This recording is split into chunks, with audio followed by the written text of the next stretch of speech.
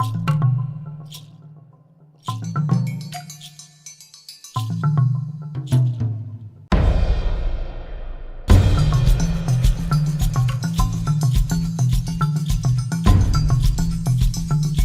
very, very pleasant good morning to everyone. On behalf of the Caribbean Center for Competitiveness of the University of the West Indies and the Cave Hill School of Business and UNU-MERIT, I wish to formally welcome each and every one of you to this very intensive one-week workshop in design and evaluation of innovation policy. I want to just recognize the people on my head table. We have closest to me, Professor Fred Galt. He is one of the UNU-MERIT professors, and he will be taking us through this morning session. And next to him is Dr. Janine Comer. She is the director, the executive director of the Cave Hill School of Business, and next to her is Mr. Howard Hudson from UNU-MERIT. Dr. Comer is stretched for time, which is very, very kind to join us just for a few minutes. I want to introduce her immediately to bring welcoming remarks on behalf of this business school. Good morning. Good morning again. On behalf of the Cave Hill School of Business and the University of the West Indies generally, I wish to say welcome to you to this workshop. As Indira said, I know it's going to be not only a packed week, but insightful and informative. And it definitely is an area that we've spoken quite a lot about in terms of saying at CCfC that it is important for us as a Caribbean region. If we are serious about being competitive, we have to be serious about innovation. And the whole question of innovation policy and how we evaluate the success of it to our various nations is an imperative that we need to look forward to going forward. Why a workshop, design and evaluation of innovation policy, the Caribbean context? How did we get to this place? As many of you will know, and we have represented here at least about 8 or 9 countries of the region, most of our countries understand that building competitive nations is really an imperative, and that being innovative in that process and the role of innovation is extremely important. In fact, most governments have articulated the actual development of innovation policy or innovation systems. So that is, it's on the cards, it's very topical, and it's out there. The real challenge is how to do that. How do we go about designing it? Do we really have sufficient understanding in terms of how we do that? And that really is what drove CCfC to look into this particular area. And thinking that what we probably need to do is bring together in a room our policymakers, our academics, as well as much as possible private sector institutions, for us to kind of brainstorm around that. And to help us to do that, we thought that we needed some international experts who are out there actually doing this.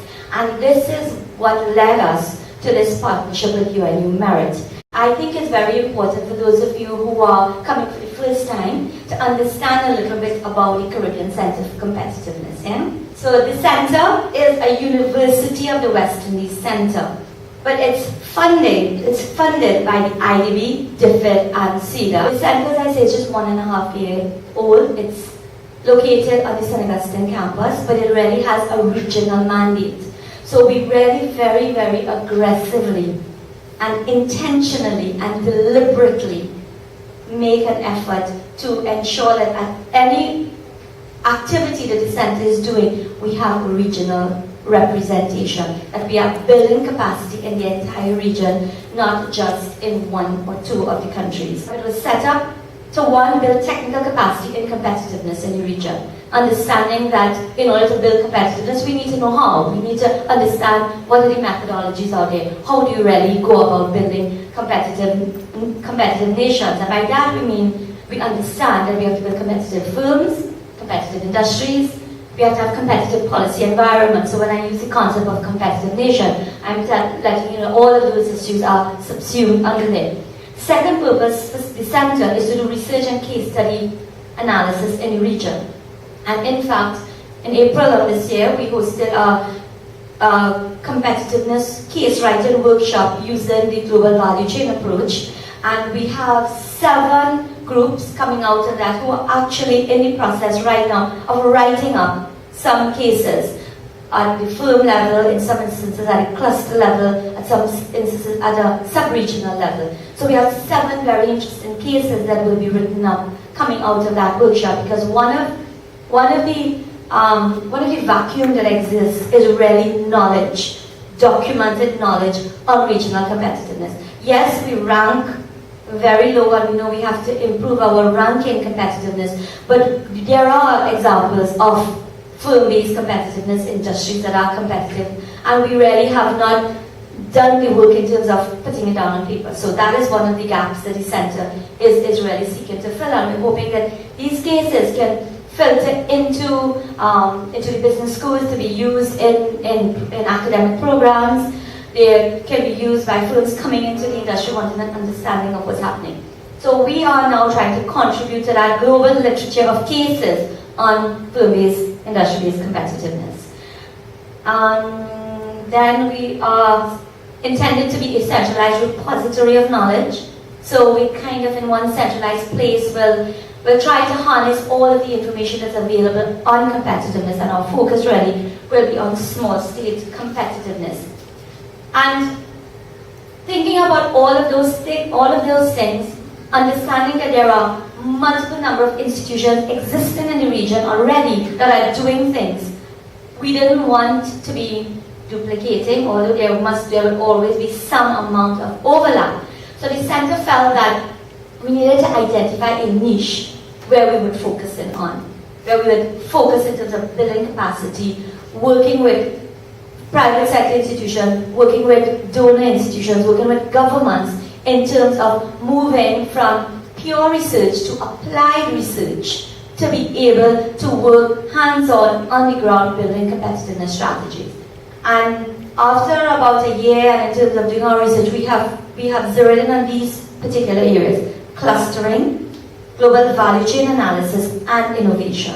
And really thinking about how those 3 things work hand in hand in order to build a competitive nation.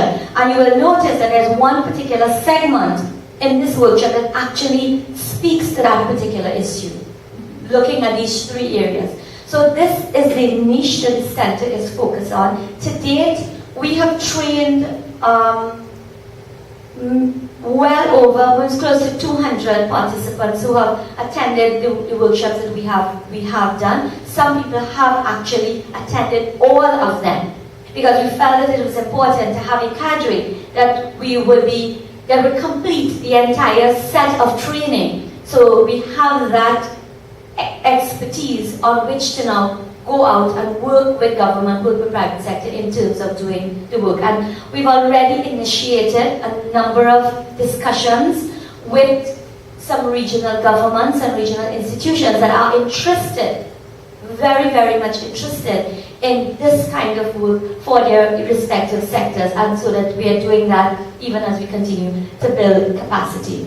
So that, in a nutshell, is what the center is about. I want to ask if anybody has any questions that you would like me to clarify at this point in time in terms of what I have said so far.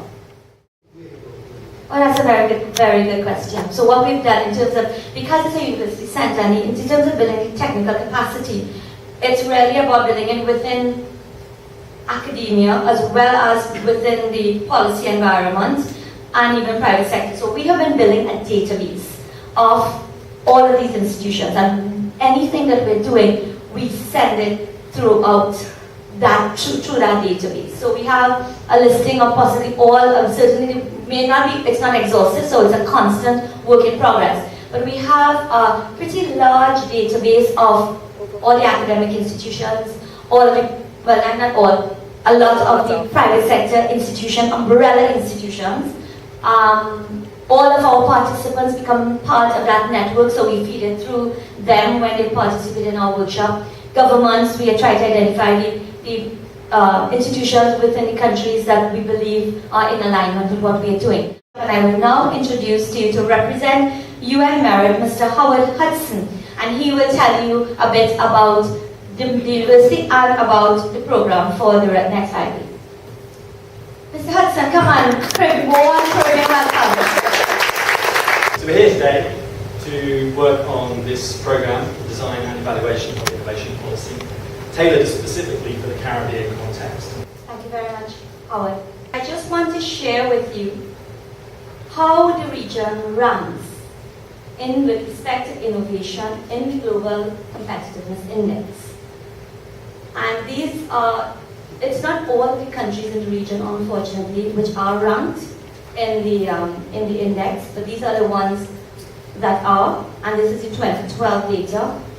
And out of 144 countries, Suriname ranked 124th, the DR 118th, Trinidad and Tobago 104, Jamaica 86, Haiti 143, Guyana 76, and Barbados 40.